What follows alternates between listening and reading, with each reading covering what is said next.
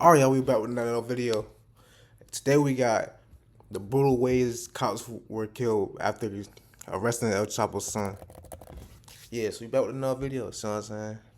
Yeah, y'all like, comment, subscribe, turn my post notifications on so you can see my next videos. Alright, let's get into it. We in there. Yeah, hey, this gonna be lit.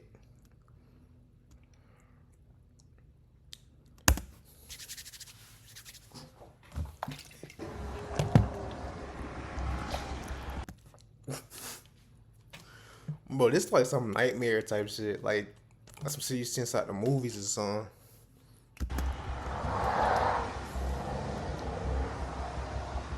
Being a cop in Mexico right now is a death sentence, and two of the events that set the tone for this are El Raton's two arrests. Ovidio Guzman, aka El Raton, is one of El Chapo's four eldest sons. In January 2023, he was finally arrested and transported to the Altiplano Federal Prison. Pase, por favor, pase, por favor.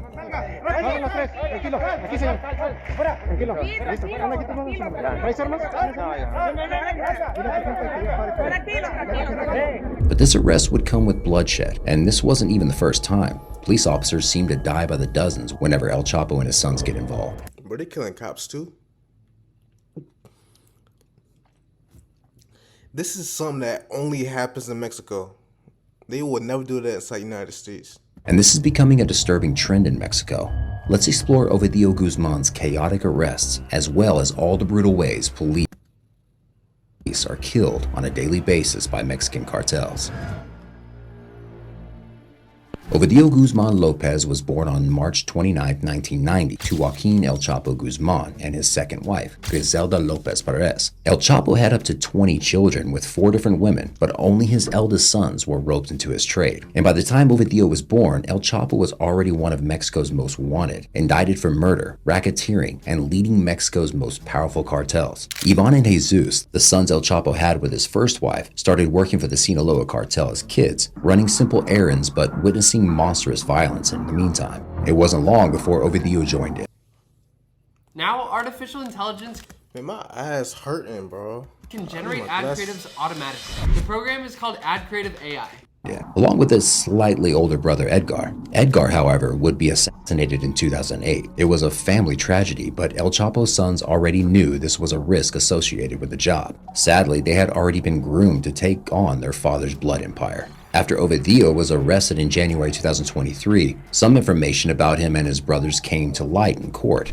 Once information was obtained by these captives, typically through torture, these individuals were killed, either by or at the direction of the Chapitos themselves, and the bodies disposed of throughout the area. While many of these victims were shot, others were fed dead or alive to tigers. For approximately 2 hours, members of the Chapitos tortured victim 5 by inserting a corkscrew into victim 5's muscles, ripping out one of his muscles, and placing hot chilies in his open wounds and nose, before being shot by Ivan Archivado Guzman Salazar, the indictment alleges. The victim and his fellow slain officer were then dumped near a motel off a highway near the ranch. Yeah, from the illegal exotic pet trade to getting a kick out of torturing people. Los Chapitos have done it all. They're the absolute worst, and their dad made sure of this. They now say this drug lord, nicknamed the Mouse, has ordered the murders of informants, a rival drug trafficker, and a popular Mexican singer who refused to perform at his wedding. You guessed it. The Mouse is El Raton, or Ovidio.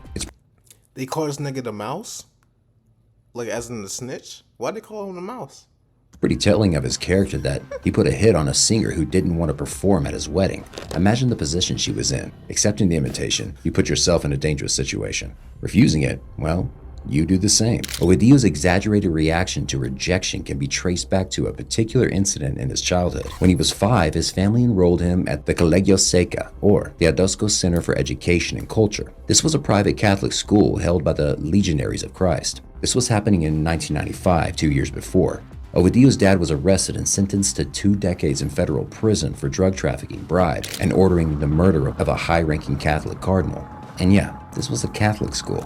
Bro, it really go down in Mexico, bro. It get dangerous down there, bro. I ain't gonna lie. Ovidio's classmates and teachers all knew who his father was. Some of the kids' families told them to stay away from Ovidio, and the teachers were wary themselves. Ovidio was a sweet 5-year-old, but what if someone upset him and he told his dad about it? Sadly, El Chapo's notoriety led his son People in school know about his dad? They knew about him in school, bro. It's To be crazy. excluded from all school events. No one invited him to their birthday party. And when the school organized a big trip to Disney World, Ovidio was never invited. Ovidio learned about this simply because his classmates were enthusiastic about it. He told his parents about this, and his mom tried her best to get him invited. Her solution? She offered to pay for everyone's room in exchange for Ovidio's invitation, but they declined.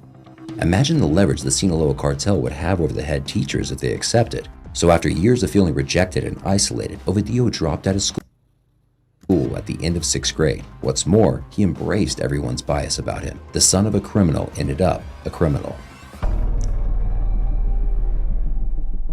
By 2008, when his brother Edgar was gunned down, 18-year-old Ovidio was a key asset to El Chapo's production and trafficking wing. Edgar's death didn't faze any of his brothers. You might think you'd want to quit the business while you're still alive, but this death only increased their drive to make Sinaloa the most powerful cartel ever, and so did El Chapo's arrest in 2016. After 2 prison escapes and decades of manhunts, El Chapo was finally arrested and extradited to the US. In 2019, he was sentenced to life in prison for just about all the charges you can imagine. Yo, do you not see his bro? Do you see his eyes, bro? Crazy, bro. 2019, he was sentenced to life in prison. Yeah, so like all that escaping they was doing inside Mexico, that's not gonna happen. It's at the United States.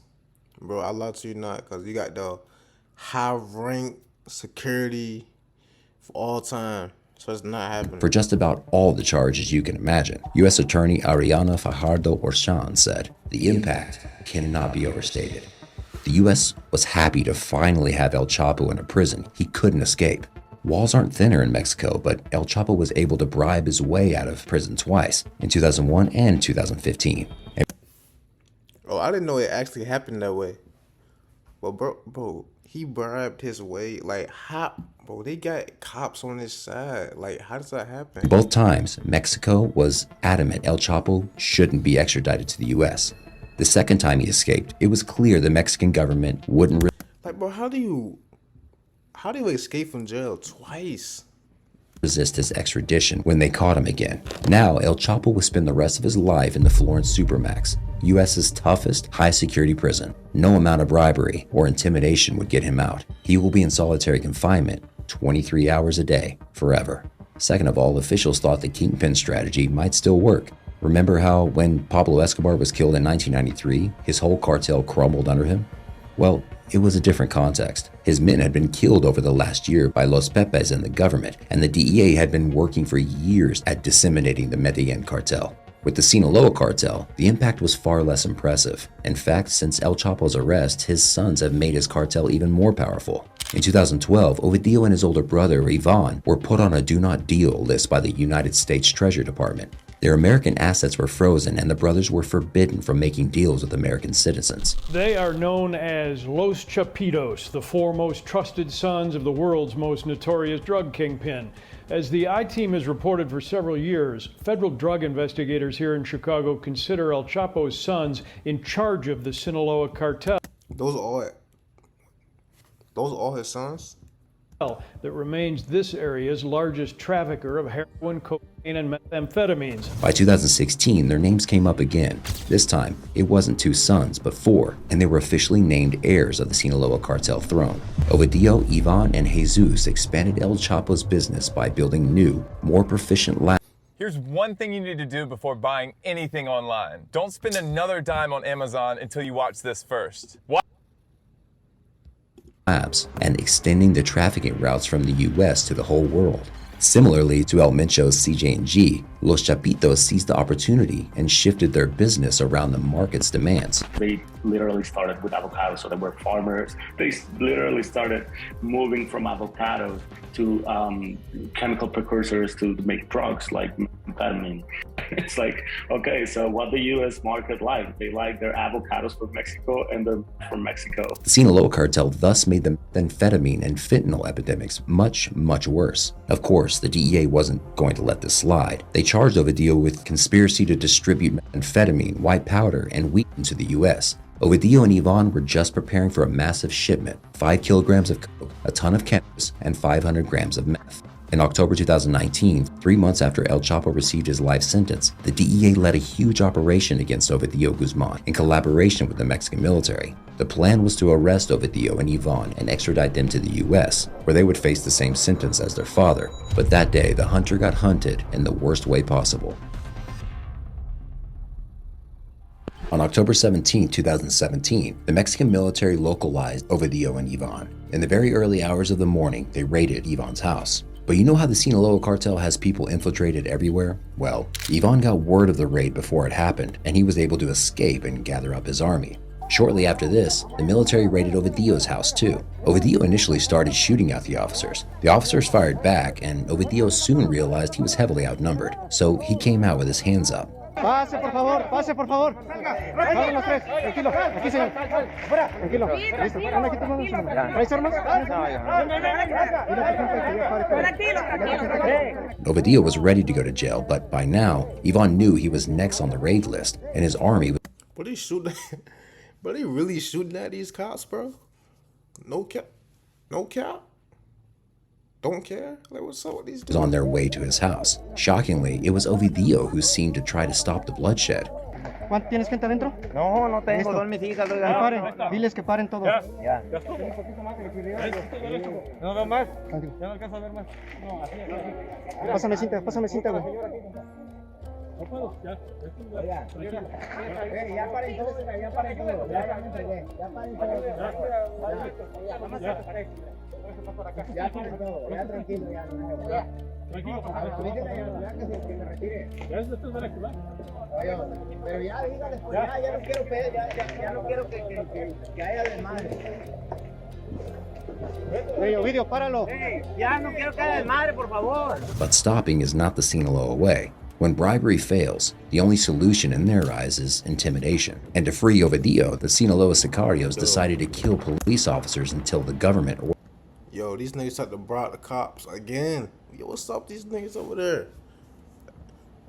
That shit must happen often over there. They be trying to really bribe these cops.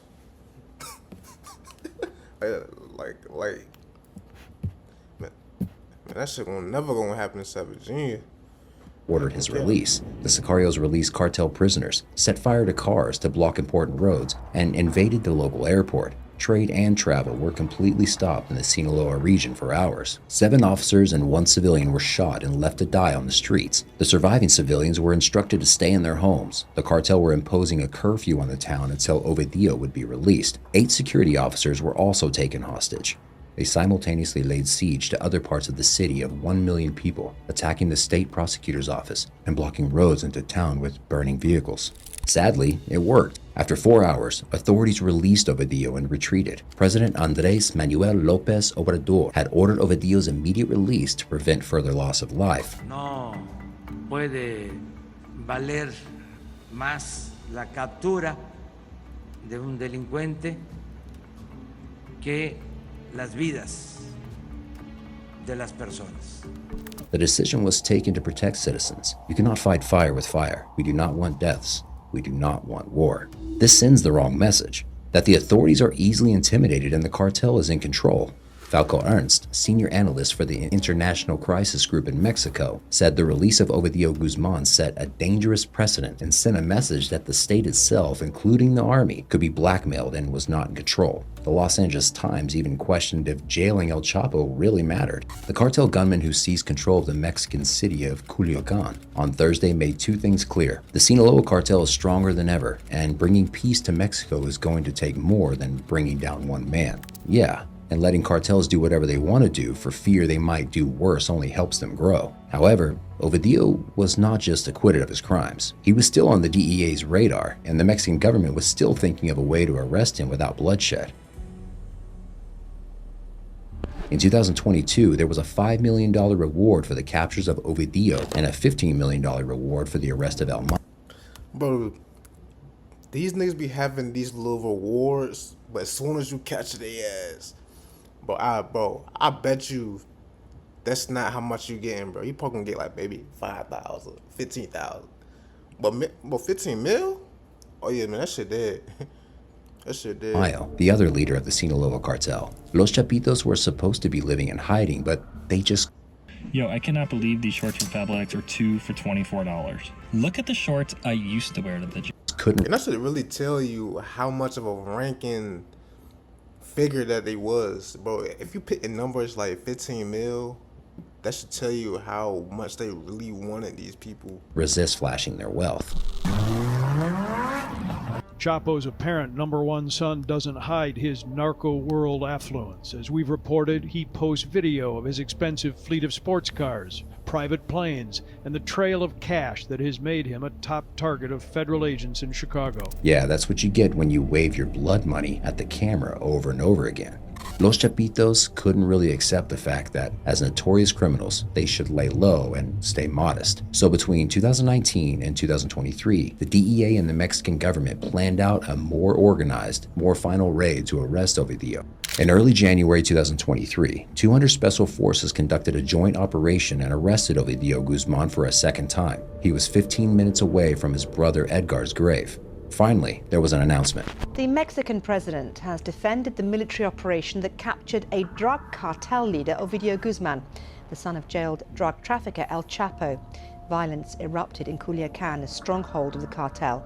At least 19 members of the Sinaloa cartel and 10 members of the military were killed. Yeah.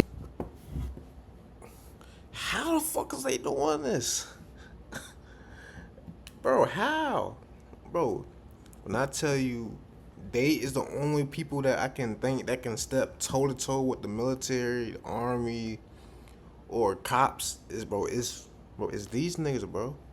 These motherfuckers crazy. Yeah, Ovidio Guzman was finally behind bars, and the president wasn't willing to be intimidated by the Sinaloa sicarios anymore. But this time, it was even worse than the first time. 29 people died in just a few minutes in an attempt to capture El Chapo's son. 10 of the victims were police officers or soldiers, all of them gunned down in the middle of the street. This is the brutal fate of police officers who try to end the Sinaloa cartel. This time, it felt like a full-blown riot. The sicarios even went into Culiacan airport and shot at civilian planes. Following the arrest, dozens of vehicles were set alight, and at least 2 planes at local airports were hit by gunfire in attacks blamed on the Sinaloa cartel. Organizaciones delictivas realizaron disparos. These criminal organizations shot with weapons at aircraft from the Mexican Air Force and from commercial airlines, and at the international Culiacan airport facilities. Nevertheless, they did not achieve their goal of rescuing the alleged offender because we neutralized him.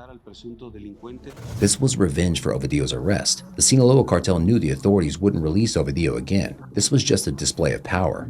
Once again, they wanted to let people know they were still in charge. Ovidio was taken to a military helicopter and transported to Altiplano prison, the same high-security prison in Mexico that his father had escaped from twice. But today, the Altiplano prison had much stronger security. It's highly unlikely Ovidio will ever get out. And there's another twist to this. As of 2023, Mexican authorities plan to extradite Ovidio Guzman to the US. He will likely face a similar fate as El Chapo, but if he's thrown inside the Florence Supermax prison, it won't be a happy family reunion. He won't even get to see his dad. ADX Florence inmates spend 23 hours in solitary confinement, and their 1 free hour is also spent alone in the presence of correctional officers, shackled from head to toe. Prisoners even eat alone except for the last 3 years of their sentence. El Chapo will never get this privilege, as he is serving a life sentence. And with murder and racketeering also on Ovidio's long list of charges, it's likely he would get a life sentence too.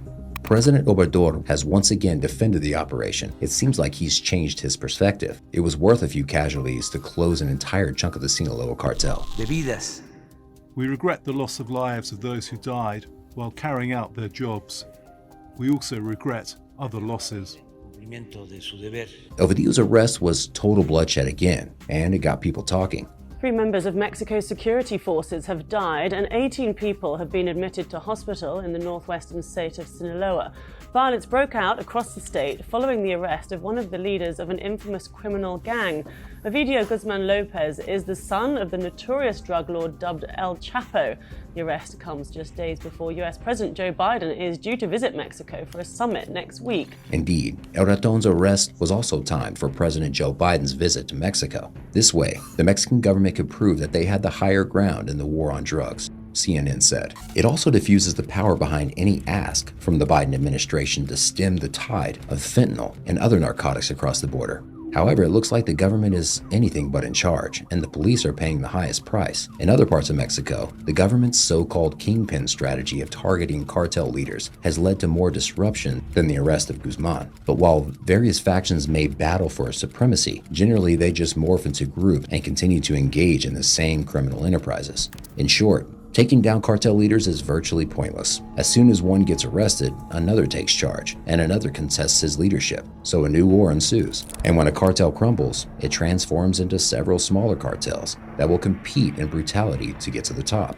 Meanwhile, the police are paying with their lives. Vice reported a never-before-seen cop-killing spree in It's time for you to get your reading superpowered. So stop straining your eyes and the state of Zacatecas. Police officer Julio Esparza in the city of Fresnillo, Zacatecas, at the end of his night shift on an evening in mid-March. Like every other day, he left his gun in his locker and was still wearing his uniform when he jumped into his pickup to head home. His girlfriend, who was not a police officer, rode with him that night. After driving just a couple of blocks, several armed men blocked the road and fired into his car at least 20 times. Bro, they be really shooting at cops. Like, this is really still mind-blowing to me, bro. Like, how much they really didn't care. Like, these dudes just didn't give a fuck. Then their bodies were both incinerated where they sat. A week before, on March 9th, another policeman was shot dead in the Guadalupe municipality, just a few blocks from his station after his shift ended. He managed to call his colleagues for help, but was found dead on arrival. About 4 officers died every month in that state alone, and in Mexico, at least 1 cop dies every day. In 2000, bro, like, the cartel basically ran the country, bro. They basically ran that. In 2020, more than 500 police officers were killed by cartels. The sad truth? They are being targeted by cartels simply because they're cops. In their minds, they're on the wrong side of the war. In September 2022, 5 officers were shot and killed by sicarios while training at... So they basically mad that they on the wrong side. Nigga, they don't supposed to be on your side. Bro, like, it's basically a real war zone. Like, they basically in war. Hold up. Oh. Sorry, y'all. My bad. 5 officers were shot and killed by sicarios while training at a sports center in a northern Mexico town. Then when 2 more officers arrived at the scene to make arrests, the sicarios shot them too. Only 1 survived. 10 years prior, another disturbing news made headlines. In Ciudad Juarez, the mayor chose to put all 2,500 of the city's police officers in guarded hotels after 3 cops were killed by a grenade at a gas station. I have no choice. Due to several attacks against Juarez police officers, where some of them have died, they have been sheltered in several motels. And in May 2021, a police chief was killed in Sinaloa. Joel Ernesto Soto was driving to Culiacan when his car was ambushed and a group of sicarios fired 200 bullets at his car. Police officers are getting either bribed to protect the cartels or killed. Bro, yo, I ain't gonna lie, bro. Like, these like the most brutalist, craziest motherfuckers alive, bro. For real. And as the officers are failing to keep people safe, militia groups are arming children. Deadly cartel violence has escalated across Mexico, and some villages have armed children in the fight for peace and stability. Jarring images show the kids during training, some of the younger ones holding fake guns, but others are using real weapons. Vigilante groups have become more common in indigenous communities across Mexico. Vice News explores this story in a new report where local militia officials say that they've been left with no choice. ¿Por qué preparamos los niños aquí en Ayahualtempa? Porque pues cada 3 días, 4 días están amenazando al grupo delictivo de entrar en la comunidad de Ayahualtempa. ¡Embrasar armas! ¡Ya! Sí, o sea, la gente que critica pues es lo que no le ha pasado. Ajá, por ejemplo, pues a lo mejor no ha perdido algún familiar. En caso de los niños lo estamos preparando para que ellos pues al rato, como decía, pierden su padre, su madre, pues ellos pueden defenderse. Ajá, porque pues si ellos no lo hacen, ¿quién los va a defender? El gobierno, pues está claro que no nos va a defender. The war on drugs is failing, and the solutions people are finding are heartbreaking. The police are still working to arrest Ovidio's brothers, but the question remains, will there be more bloodshed? How many cops will die just for one arrest? And will that arrest even make a change? Yo, that's really mind-blowing to me still. Yeah, so like, y'all tell me how y'all like the video. And tell me what y'all think about all this shit down below inside the comment. Yeah, like, comment, subscribe. Turn my post notification on so y'all can be staying in tune for my next video. Alright, man. Prime time out this bit.